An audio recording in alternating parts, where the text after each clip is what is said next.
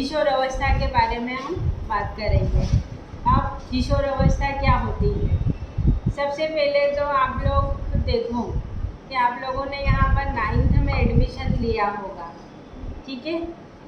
तब और अभी आप सब कौन सी क्लास में हो? 12th में हो। तो क्या आप में कुछ चेंजेस आए हैं, परिवर्तन आए हैं, या जो आप 7th 8th में पढ़ते थे तब में और अब में कितना अंतर आया है? और अभी जैसे मैंने इसको बोला तो ये काफ़ी कुछ सोच भी रही होगी, बोल भी रही होगी। तो ये असर का है? उम्र का असर है। ये कोई अपने भलाई के लिए कह रहा है या कोई अच्छे के लिए कह रहा है, तो अपन उसको क्या करते हैं, उसका गलत मतलब निकालते हैं कि ये हमको टोक रहे हैं या बोल रहे हैं। जबकि मेरा इसको बोलने का क्या है कि इसमें जो गलत चीज़ें वो क्या हो, सुधर जाए और इसको आगे दिक्कत ना आए, फिर आगे इसकी मर्जी, ठीक है? तो किशोर अवस्था में ऐसा नहीं कि सिर्फ शारीरिक परिवर्तन हो रहे हैं, मानसिक भी होते हैं। जैसे आप लोगों को घर में कई बार काम के लिए कहा जाता होगा, या आप कोई काम ऐसा बोलते होंगे तो आपके मम्मी पापा आपको क्या कहते होंगे, ये तो अभी क्या है, छोटा है या छोटी है, यही बोलते हैं। और कभी कभी उनको कोई काम कराना होता है तो क्या कहते हैं कि तुम तो इतने बड़े हो तो करना चाहिए। अब देखो ऐसा नहीं, मैं भी मेरे बेटे को बोलती हूँ कि कोई काम कराना हो तो कहती तू तो इतना बड़ा हो गया, और जब वो कोई ऐसा काम करता है तो मैं कहती रहने दे, अभी तो छोटा है। मतलब किशोर अवस्था उम्र की वो अवस्था है जिसमें ना तो आपको बड़ा माना जाता है ना आपको बच्चा माना जाता है, जबकि आप क्या कहते हो कि नहीं हम बड़े हो गए हैं, ठीक है? तो इसलिए देखो यहाँ एक मैंने लिखा भी है, विशेषता देखेंगे हम, संक्रांति अवस्था, यानी किशोर अवस्था जीवन की वो अवस्थाएं हैं जब ना तो आप बड़े हो ना आप छोटे हो, दोनों का जो मिक्स हो रहा है, मतलब जो परिवर्तन है शारीरिक मानसिक, ना तो वो बड़े में आ रहे हैं ना छोटे में आ रहे हैं। जैसे आप जरूरी नहीं कि जो भी निर्णय लो वो सही होगा, शुरुआत हो रही है, इसलिए कहा गया संक्रांति की अवस्था। अब देखो डेफिनेशन, इमेच्योर व्यक्ति, अभी आप में उतनी समझ, आप तो खैर अब बड़े हो गए हो, 12th में आ गए हो, लेकिन जो 9th 10th के बच्चे हैं, खैर आप भी इसी कैटेगरी में हो, अभी पूरे क्लियर नहीं हुआ है किशोर अवस्था। 10 वर्ष से लेके 19 वर्ष तक की जो उम्र है उसको क्या माना गया है, किशोर अवस्था। ये ऑब्जेक्टिव में पूछा जाता है। तो डेफिनेशन देखो, किशोर अवस्था किसे कहते हैं ये पूछा गया, तो क्या हो जाएगा कि एक अपरिपक्व व्यक्ति, ठीक है, जो ना तो फिजिकली मैच्योर हुआ है ना मेंटली मैच्योर हुआ है। तो एक अपरिपक्व व्यक्ति शारीरिक और मानसिक विकास किधर होता है, चरम सीमा की ओर अग्रसर होता है। ऐसा नहीं कि आप बड़े नहीं होगे, मैच्योर नहीं होगे, विकास अभी क्या हुआ, शुरू हुआ है, आगे की ओर लगातार बढ़ता जा रहा है, इसलिए लिखा हमने चरम सीमा की ओर बढ़ता है और व्यक्ति आगे चलकर क्या होता है, परिपक्व होता है।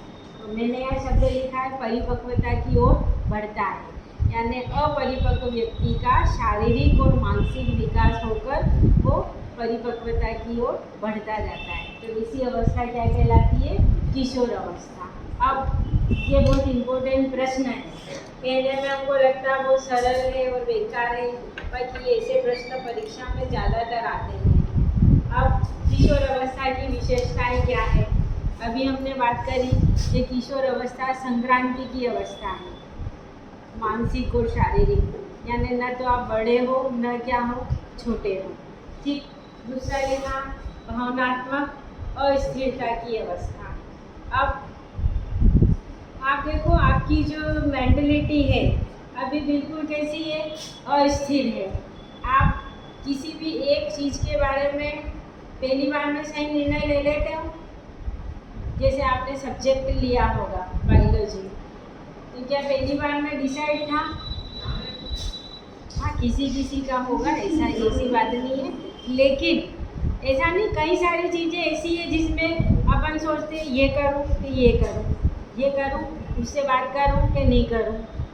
मतलब हम अभी मेंटली क्या रहते हैं, अस्थिर रहते हैं, पूरी तरीके से सही निर्णय नहीं ले पाते हैं। जबकि जो बड़े क्या करते हैं, जो भी निर्णय लेते हैं उसके आगे के परिणाम भी सोचते हैं। अभी मैं खुद भी हूँ या आप खुद भी हो, हमें भी इतनी मैच्योरिटी नहीं, मेरे में भी नहीं आई है, हालांकि हम उम्र से बहुत आगे निकल आए, लेकिन जो हमारे परिवार के बड़े हैं वो जो भी निर्णय लेते हैं वो क्या करते हैं, हमारे भविष्य को देखते हुए निर्णय लिया जाता है। तो जो किशोर अवस्था है, आप लोगों की जो उम्र है वो क्या है, अस्थिरता की अवस्था रहती है, भावनात्मक। आप कोई भी निर्णय एक बार में सही नहीं ले सकते हो। आपको यदि किसी एक ने बोल दिया, जैसे मैंने टोक दिया कुछ भी बात के लिए कि ये ड्रेस इस पे अच्छा नहीं लग रहा है, या ये हेयर स्टाइल अच्छा नहीं है, या दो जने बात कर रहे हैं और आप निकल रहे हैं और वो दोनों कुछ और बात कर रहे हैं और बात करते करते हंसने लग गए, तो आप क्या सोचोगे कि मेरे ऊपर हंस रही है। आती है ये चीज़। जितनी भी फीलिंग्स इस समय तुम्हारे अंदर आती है वो सारी किस कंडीशन की है, किशोर अवस्था की है। ठीक है।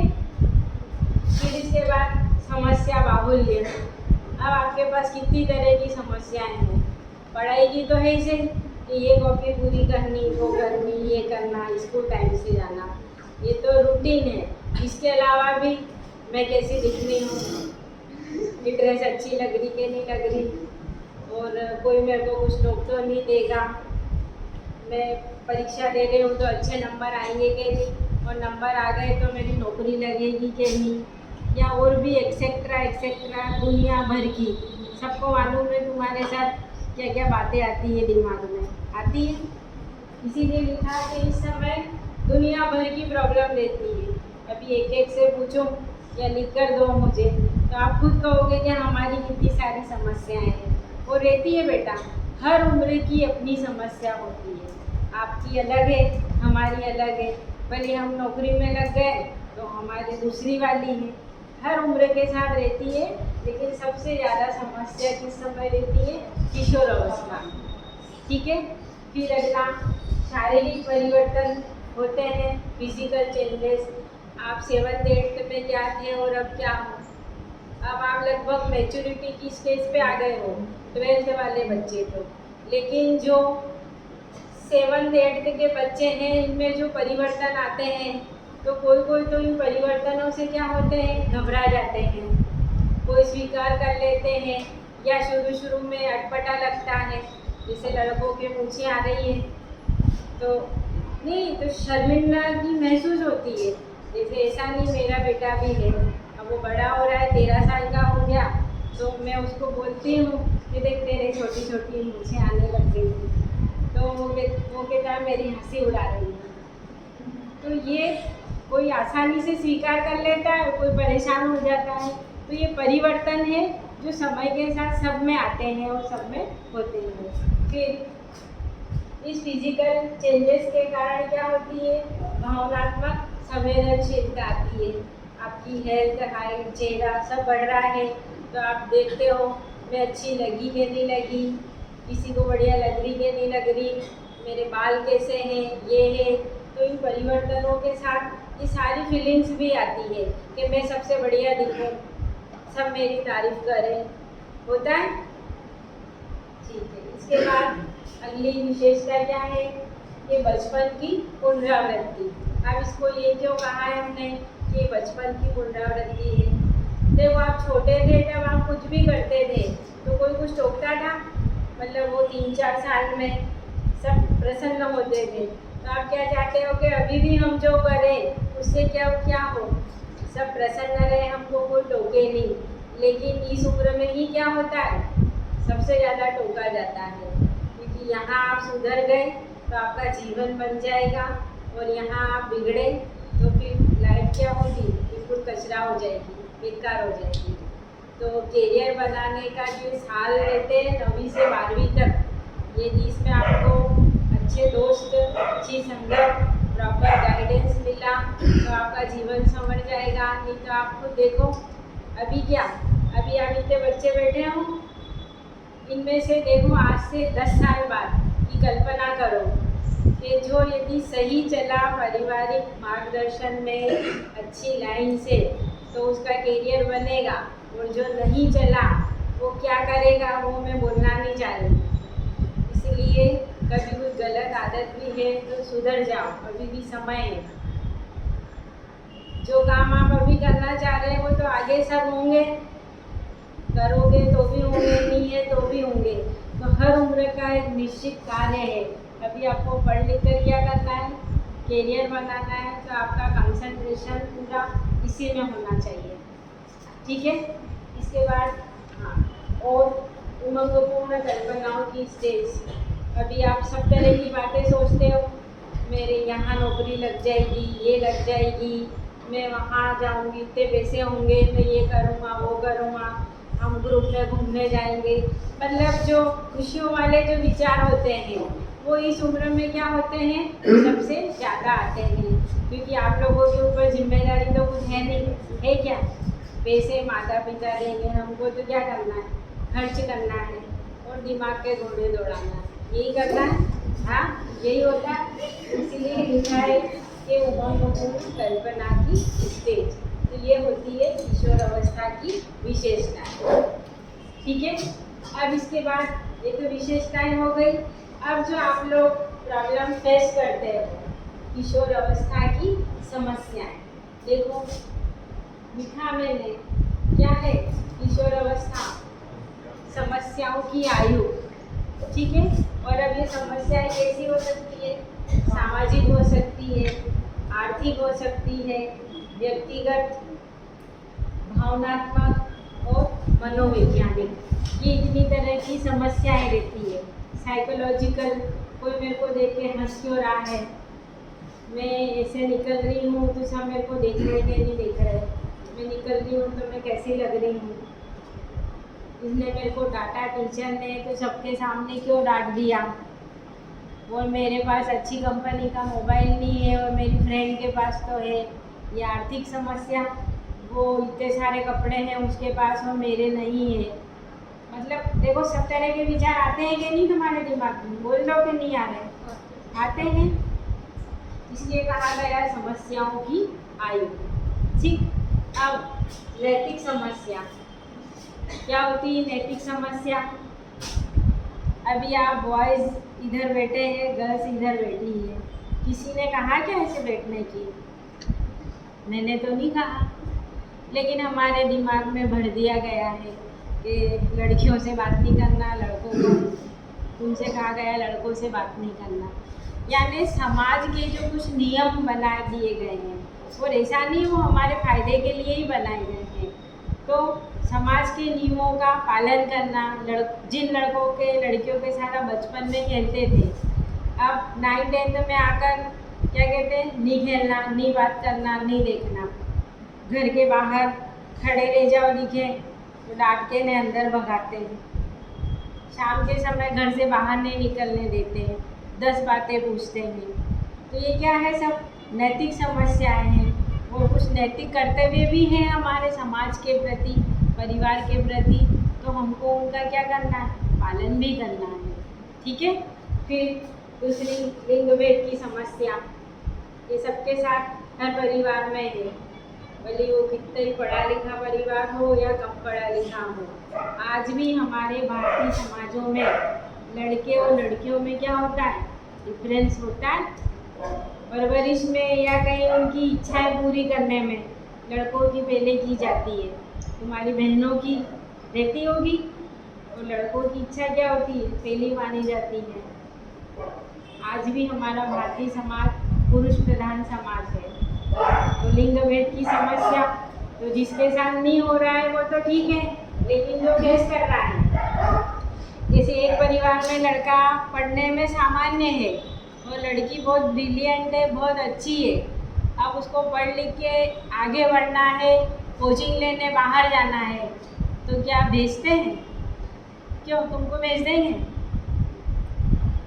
नहीं भेजेंगे।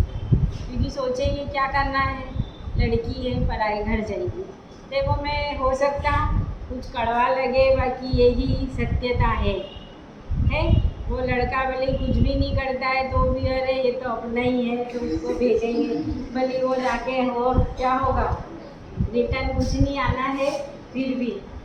ठीक है, फिर आगे देखो मानसिक परिवर्तन से संबंधित समस्याएं, जो अलग अलग तरीके के तनाव आ जाते हैं। किसी के ज़्यादा नंबर आ गए और अपने कम आ गए तो ये टेंशन, हम दोनों ने एक जैसा लिखा, एक के ज़्यादा नंबर आए एक के कम आए, टीचर इसको पसंद करते हैं इसको नहीं करते हैं, मेरे को डांट के देते हैं। मतलब ऐसा नहीं, सब तरह की बातें आती है तुम्हारे दिमाग में। तो ये सब क्या है, मानसिक परिवर्तन। वो अच्छे खासे मूड से आई होगी और मैंने डांट दिया तो दिन भर उसका मूड खराब रहेगा। ठीक है, फिर सामाजिक समायोजन की समस्या। अब हमको जबरन कहा जाता है कि जितने भी सामाजिक नियम बनाए गए हैं उनका क्या करो, पालन करो। लेकिन हम क्या करते हैं, कुछ कार्य अपने मन से भी करना चाहते हैं, लेकिन हमारे जो नियम बना दिए गए हमको उन्हीं को फॉलो करना पड़ता है।